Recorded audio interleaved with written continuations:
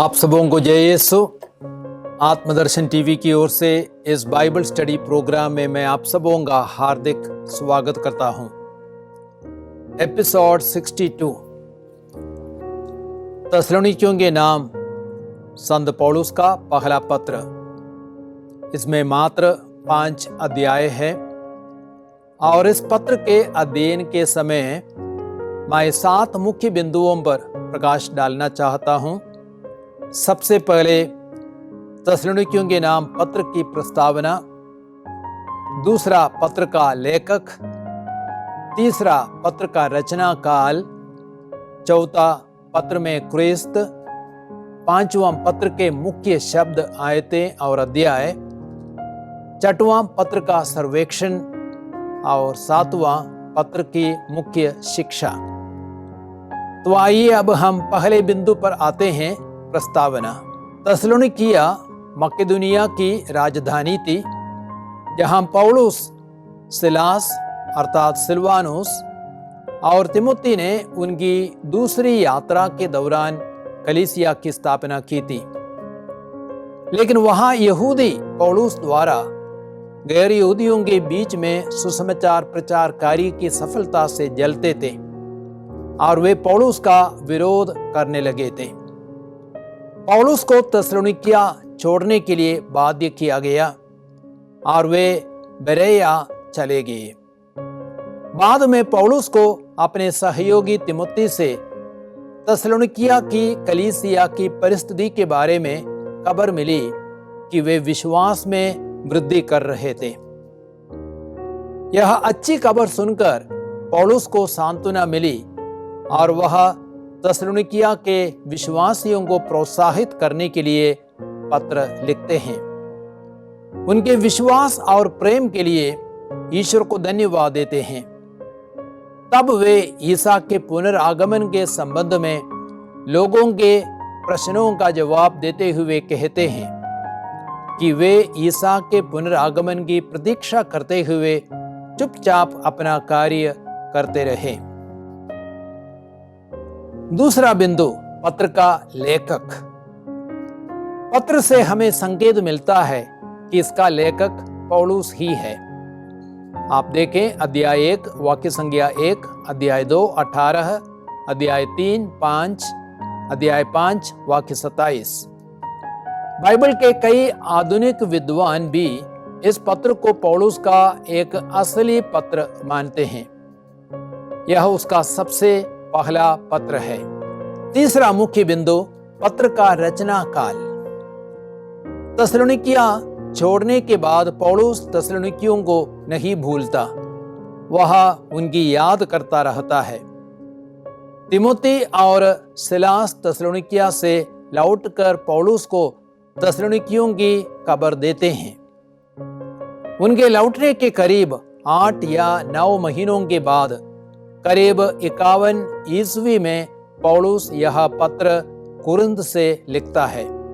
आप देखिए अध्याय 3 वाक्य संज्ञा 6 से 10 तक और प्रेरित चरित अध्याय 18 वाक्य 5। यह नए व्यवस्थान का सबसे पहला पत्र है। अब हम चौथे मुख्य बिंदु पर आते हैं। पत्र में क्रिस्त विश्वासी के लिए अब और दूसरे आगमन के समय मुक्ति की आशा के रूप में देखा जाता है। जब वह लौटता है, यही ईसा स्वर्ग से उतरेंगे और हमें आने वाले प्रकोप से बचाएंगे। अध्याय 1 वाक्य संज्ञा 10, अध्याय 5 वाक्य 6। और वह हमें उचित पुरस्कार देंगे। अध्याय 2 19। वह हमें पवित्र और निर्दोष बनाएंगे। अध्याय 3 वाक्य संख्या 13। वह हमें पुनर्जीवित करेंगे। अध्याय 4 वाक्य 13 से 18। और जो उनमें विश्वास करते हैं उन्हें पूर्ण रूप से पवित्र करेंगे। अध्याय 5 वाक्य 23। अब हम 5वें बिंदु पर आते हैं। पत्र के मुख्य शब्द, आयतें और अध्याय। मुख्य शब्द है यीशु के पुनरागमन की प्रतीक्षा में पवित्रता। पूरे पत्र में यीशु के पुनरागमन की प्रतीक्षा में प्रभु में दृढ़ बने रहने और विश्वास एवं प्रेम में बढ़ने की बात पर जोर दिया गया है। पाठ का मुख्य विषय सिर्फ प्रभु का पुनरागमन ही नहीं है, बल्कि विश्वासी का जीवन और दूसरों के साथ उसका संबंध भी है, जो क्रिस्त के पुनरागमन की प्रतीक्षा में परिवर्तित हो सकते हैं। अब हम देखते हैं मुख्य पद। मुख्य पद है अध्याय 3 वाक्य संख्या 12 से 13 और अध्याय 4 वाक्य संख्या 16 से 18।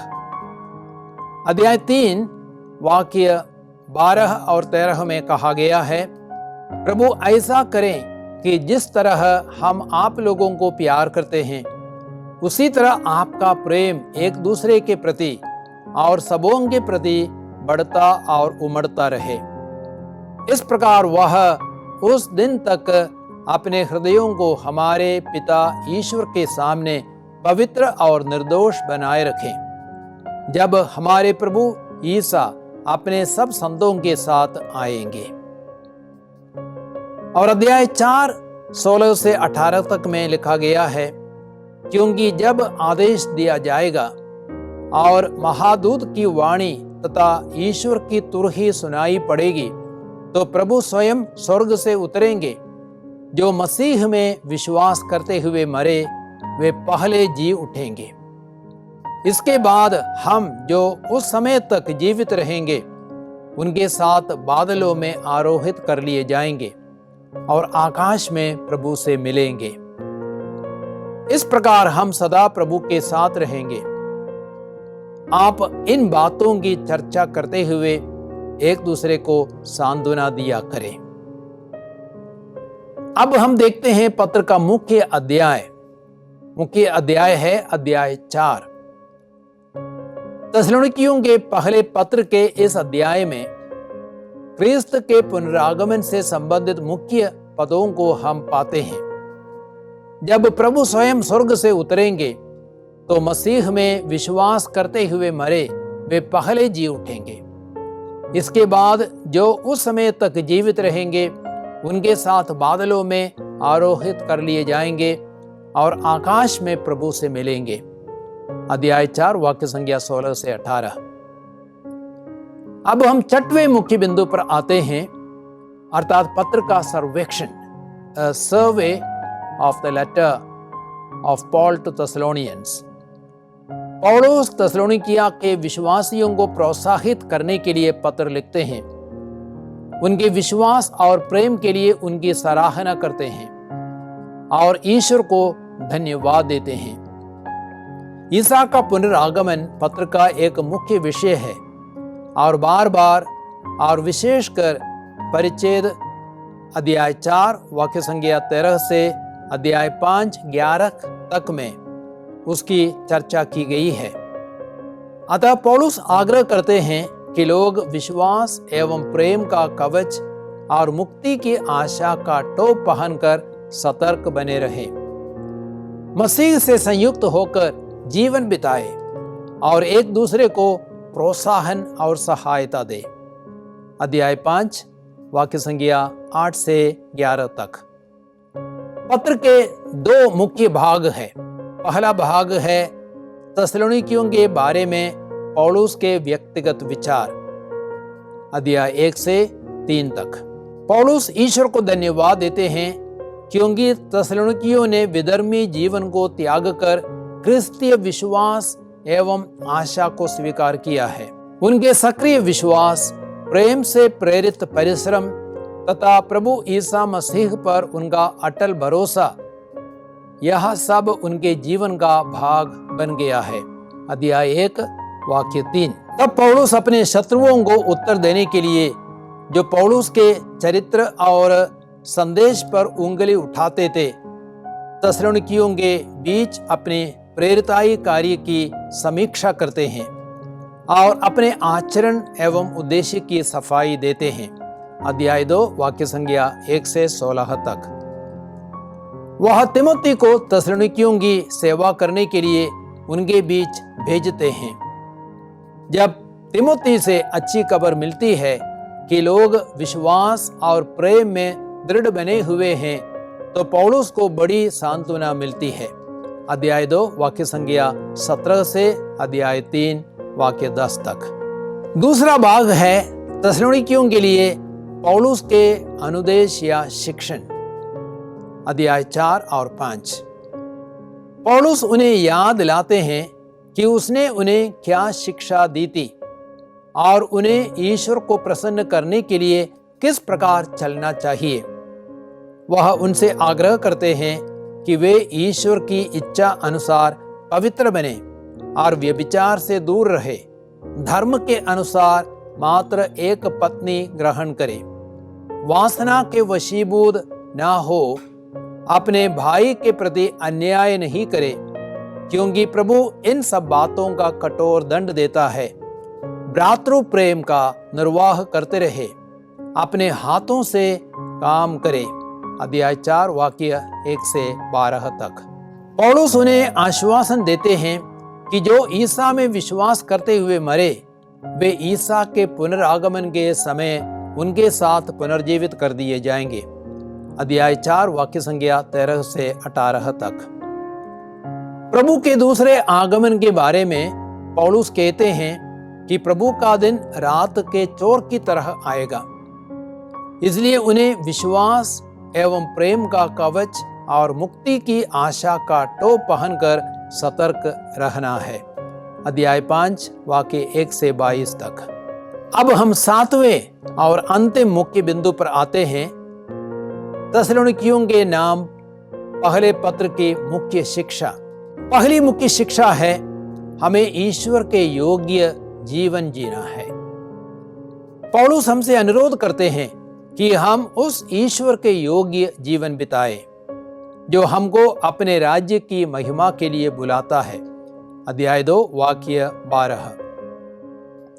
क्रिस्त के शिष्यों को संसार के अनुकूल नहीं बल्कि क्रिस्त के पद पर अर्थात उनके वचनों के अनुसार हमेशा चलना है।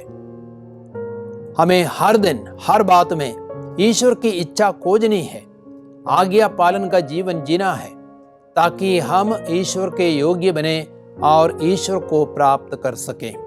दूसरी मुख्य शिक्षा है पवित्र जीवन जिए। ईश्वर की इच्छा यह है कि आप लोग पवित्र बने और व्यभिचार से दूर रहे, क्योंकि ईश्वर ने हमें अशुद्धता के लिए नहीं पवित्रता के लिए बुलाया। इसलिए जो इस आदेश का तिरस्कार करता है वो मनुष्य का नहीं बल्कि ईश्वर का तिरस्कार करता है, जो आपको अपना पवित्र आत्मा प्रदान करता है। अध्याय 4 वाक्य संख्या 3 और 7 से 8 तक। पौलुस की कामना है कि शांति का ईश्वर आप लोगों को पूर्ण रूप से पवित्र करे। आप लोगों का मन, आत्मा तथा शरीर हमारे प्रभु ईसा मसीह के दिन निर्दोष पाए जाए। अध्याय 5 वाक्य 23। तीसरी मुख्य शिक्षा है प्रभु के दूसरे आगमन के लिए जागते रहे। प्रभु का दूसरा आगमन कब होगा किसी को मालूम नहीं। प्रभु का दिन रात के चोर की तरह आएगा, अचानक आ पड़ेगा। इसलिए हम दूसरों की तरह नहीं सोए बल्कि जागते रहे, विश्वास एवं प्रेम का कवच और मुक्ति की आशा का टोप पहनकर सतर्क बने रहे। अध्याय 5 वाक्य 1 से 8 तक। चौथी मुख्य शिक्षा है हर समय प्रसन्न रहे। हर समय प्रसन्न रहने के लिए बराबर प्रार्थना करनी है और प्रभु को धन्यवाद देना है। पौलुस कहते हैं आप लोग हर समय प्रसन्न रहे, निरंतर प्रार्थना करते रहे, सब बातों के लिए ईश्वर को धन्यवाद दे, क्योंकि ईसा मसीह के अनुसार आप लोगों के विषय में ईश्वर की इच्छा यही है। अध्याय 5 वाक्य 16 से 18 तक। तो प्यारे मित्रों, हम लोगों ने थिस्सलुनीकियों के पहले पत्र का अध्ययन करने का प्रयास किया है। एक छोटा सा परिचय मैंने दिया है। मैं आपसे आग्रह करूंगा अब आप उस पत्र को पढ़िए और अच्छी तरह समझने के लिए प्रभु आपको आशीष देंगे। मैं आपके लिए एक छोटी सी प्रार्थना करता हूँ। हे प्यारे पिता परमेश्वर, बाइबल स्टडी में रुचि रखने वाले मेरे सभी मित्रों को, भाई बहनों को आप आशीर्वाद दीजिए। प्रभु के वचनों को समझने के लिए कृपा दीजिए और उन वचनों को अपने जीवन में उतारने के लिए और उन वचनों के अनुसार जीने के लिए कृपा और आशीष प्रदान कीजिए। यह प्रार्थना हम करते हैं पिता, पुत्र और पवित्र आत्मा के नाम पर, आमीन। आप सबको जय यीशु।